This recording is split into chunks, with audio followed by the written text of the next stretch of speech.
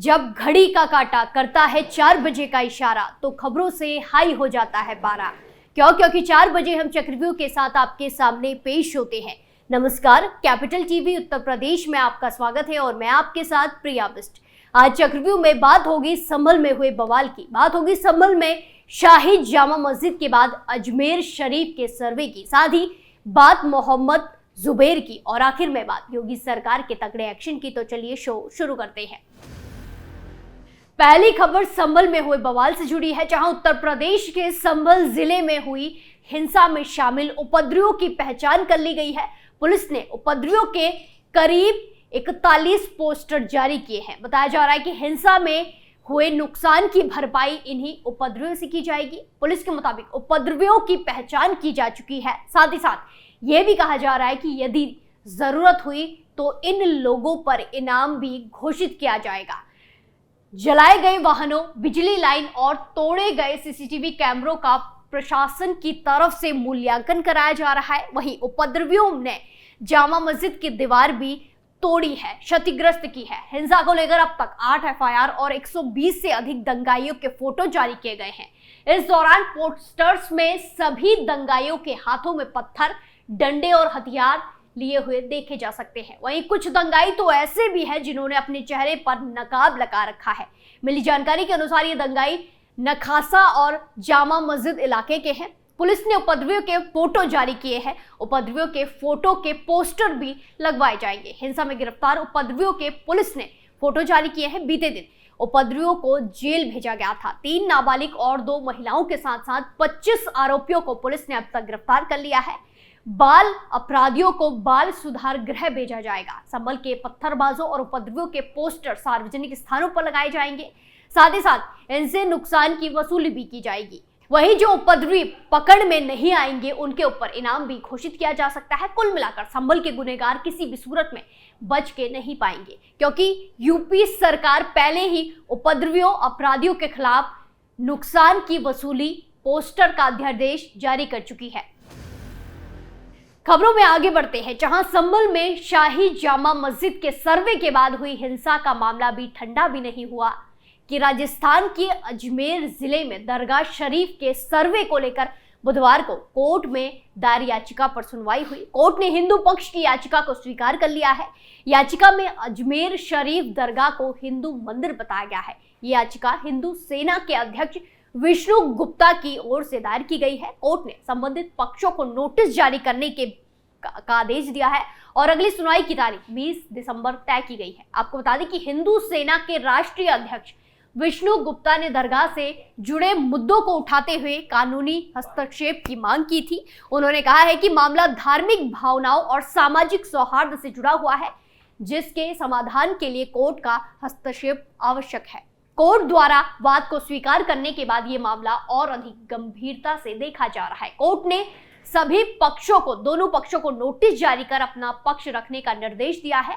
अब मामले की सुनवाई 20 दिसंबर को होगी, जहां पक्षों के तर्क और दस्तावेज प्रस्तुत किए जाएंगे। इस विवाद ने सामाजिक और धार्मिक स्तर पर व्यापक चर्चा को जन्म दे दिया है। हिंदू सेना के राष्ट्रीय अध्यक्ष का कहना है कि यह मामला हिंदू समाज की धार्मिक आस्थाओं से जुड़ा हुआ है। वहीं दरगाह के प्रतिनिधियों की ओर से अभी तक कोई आधिकारिक प्रतिक्रिया नहीं आई है। कोर्ट के फैसले के बाद आगे की कार्यवाही पर सभी की निगाहें टिकी हुई है। इससे पहले हिंदू सेना के राष्ट्रीय अध्यक्ष विष्णु गुप्ता की याचिका पर बीते मंगलवार को सुनवाई हुई थी। तब कोर्ट ने 27 नवंबर यानी कि आज की तारीख तय की थी।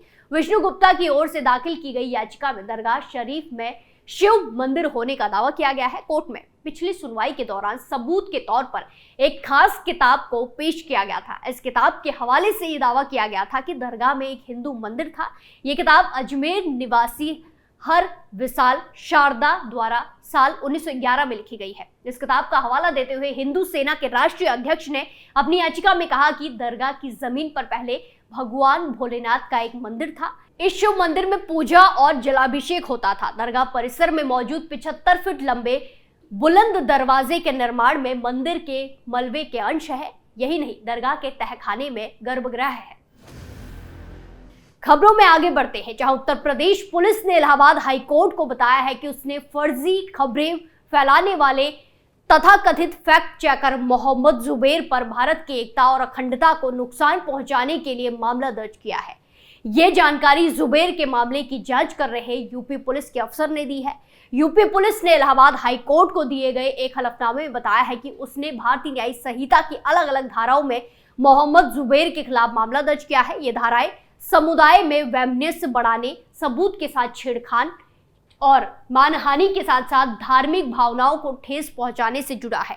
उस पर आईटी एक्ट की धाराएं भी जोड़ी गई है। यह हलफनामा देने का आदेश हाईकोर्ट ने 25 नवंबर 2024 को हुई पिछली सुनवाई को दिया था। पुलिस ने बुधवार 27 नवंबर 2024 को यह हलफनामा कोर्ट में पेश किया है, सौंपा है। मोहम्मद जुबैर इस मामले में गिरफ्तारी से बचने के लिए इलाहाबाद हाई कोर्ट पहुंचा है। मोहम्मद जुबैर के खिलाफ यह एफआईआर उदिता त्यागी ने दर्ज कराई है। जुबैर पर आरोप है कि उसने डासना मंदिर के महंत यति नरसिंहानंद सरस्वती का एक पुराना वीडियो साझा किया और मुस्लिम भीड़ को भड़काया। इस वीडियो में कथित तौर पर यति नरसिंहानंद ने इस्लाम के पैगंबर मोहम्मद का अपमान किया था। इस वीडियो को डाले जाने के बाद मुस्लिम भीड़ डासना मंदिर के बाहर इकट्ठा हुई और बवाल काटा था। देश के बाकी कई हिस्सों में भी मुसलमानों ने खूब हंगामा किया।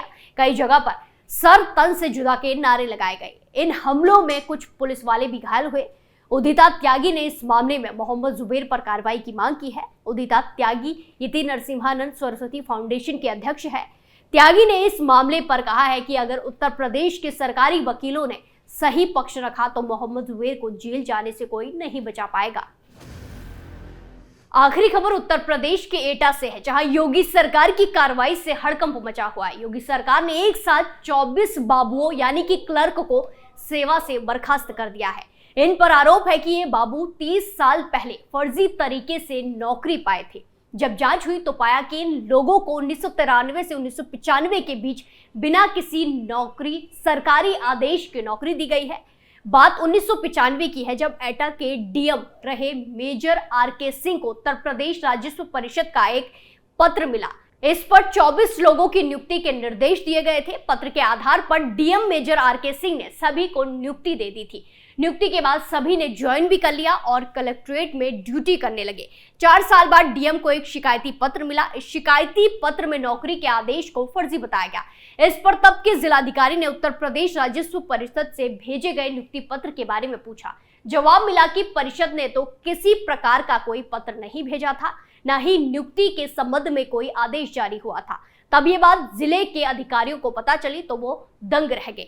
ऐसा फर्जीवाड़ा देख राजस्व परिषद के भी कान खड़े हो गए। राजस्व परिषद ने डीएम को जांच के निर्देश दिए। हालांकि डीएम की जांच का कोई फायदा नहीं हुआ। ये मामला जितनी तेजी के साथ उठा उतनी ही तेजी के साथ दब भी गया। जांच भी धीरे धीरे ठंडी पड़ गई। सभी 24 बाबू आराम से अपनी नौकरी करने लगे। 27 साल बाद 2019 में फिर इन बाबुओं की नियुक्ति को लेकर एक पत्र लिखा गया। ये पत्र सीधे अलीगढ़ कमिश्नर को लिखा गया। जब कमिश्नर ने पत्र पढ़ा तो उन्होंने एटा के डीएम रहे सुखलाल भारती को जांच के आदेश दिए। डीएम सुखलाल भारती ने जब नियुक्ति से संबंधित पत्रावली तलब की तो फाइल ही कलेक्ट्रेट से गायब मिली। इन बाबुओं से पूछा गया तो वो भी कुछ बताने से कतरने लगे, क्योंकि बिना पत्रावली के जांच संभव नहीं थी। तो डीएम ने अपने तरीके से इसकी जांच कराई। जांच में सारा सच सामने आ गया। अब डीएम की जांच रिपोर्ट के आधार पर इन 24 कर्मचारियों को सेवा से बर्खास्त कर दिया गया है। खास बात यह है कि इनमें से 11 बाबू कासगंज कलेक्ट्रेट में तैनात थे, वहीं 15 रिटायर्ड हो चुके थे। कुल 9 बाबू ही वर्तमान में ड्यूटी पर थे।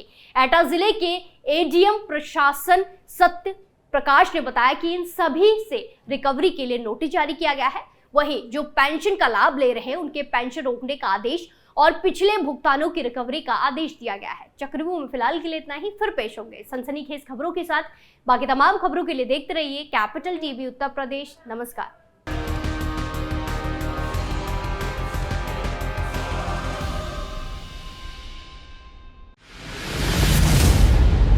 मैं राजनीति करता नहीं, पर राजनीति को बहुत गहरे तक समझता हूं। मैं लोगों के बीच रहता हूं, लोगों के मन को अच्छे से जानता हूं।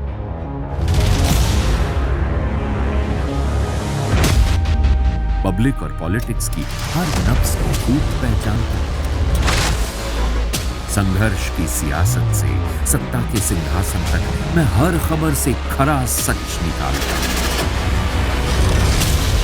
ना कोई दौड़, ना कोई race. Capital TV, Uttar Pradesh.